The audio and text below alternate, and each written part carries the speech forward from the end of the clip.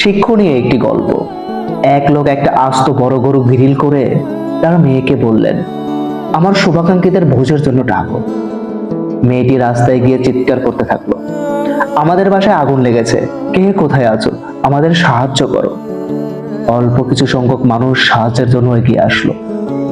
বাকিরা এমন ভাব করলো যেন তারা কিছুই শুনতে পায়নি। যারা সাহায্যের জন্য এগিয়ে আসলো তারা পেট পুড়ে মজাদার সেই খাবার খেলো। বাবা আশ্চর্য হয়ে মেয়েকে জিজ্ঞাসা করলেন, মা, যারা এসেছে তাদের কাউকেই আমি চিনি না, আমাদের শুভাকাঙ্ক্ষীরা সব কোথায়? মেয়েটি উত্তরে বলল, যারা এসেছে তারাই আমাদের শুভাকাঙ্ক্ষী। তারা কিন্তু খাবার খেতে আসেনি, তারা এসেছে আমাদের বাড়ির আগুন নিভাতে। এরাই আমাদের আপনজন। মূলত যারা বিপদের সময় তোমার পাশে থাকেনি, তারা তোমার আনন্দের অংশীদার হওয়ার যোগ্যতাও রাখে না। আপনি কি আমার সাথে একমত? একমত হলে অবশ্যই কমেন্ট করে জানাবেন। ধন্যবাদ সবাই, ভালো থাকবেন।